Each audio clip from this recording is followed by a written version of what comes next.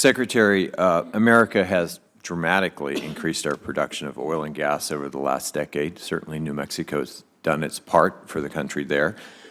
Yet, as we know, prices of oil, fossil gas, gasoline are all at record highs. It's almost as if gasoline prices are actually a reflection of a global commodity market.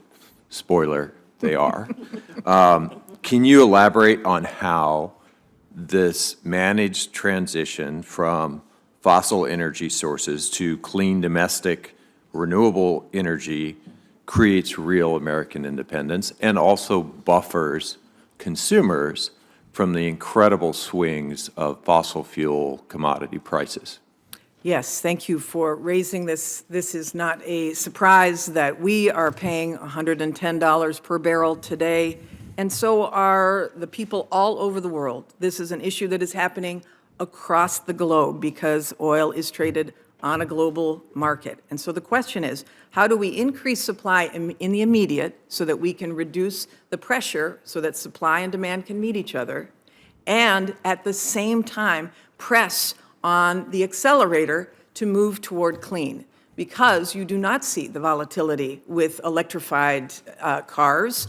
You don't see the increases because of the access to the sun or access to wind or access to battery technology, which the price keeps going down and not up. And that's true with solar and wind as well. The smartest move over the medium and long term, and starting right now, is to diversify our energy supply and create the millions of jobs that would go with that, not just in the United States, but the demand for those products globally is going to be, by 2030, $23 trillion.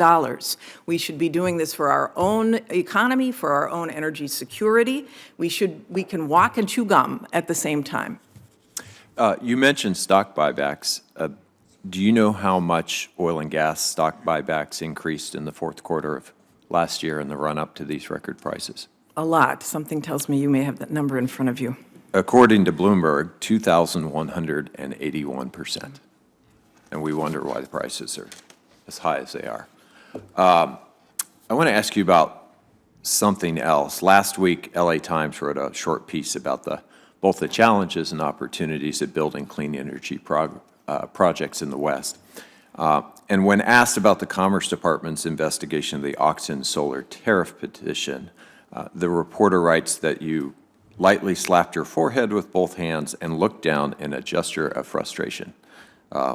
According to the reporter, you described the investigation as, quote unquote, friendly fire on the administration's clean energy agenda, and said that the Commerce Department needs to keep the investigation narrow and resolve it quickly. If that's accurate, I completely agree with that sentiment, but I was hoping you could elaborate on what's at stake in the solar energy if this thing drags on for months or years. At stake is the complete smothering of the investment and the jobs and the independence that we would be seeking as a nation to get our fuel from our own generation sources.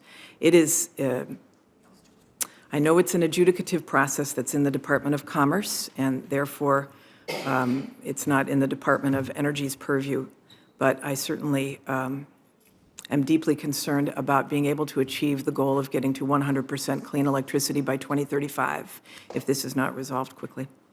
Yeah, I'm hearing from manufacturers, from installers, all about laying people off now, about projects being canceled.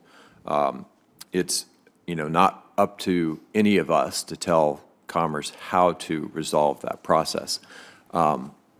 However, if it's not done really, really quickly, we are going to destroy an entire industry. Thank you, Chairman.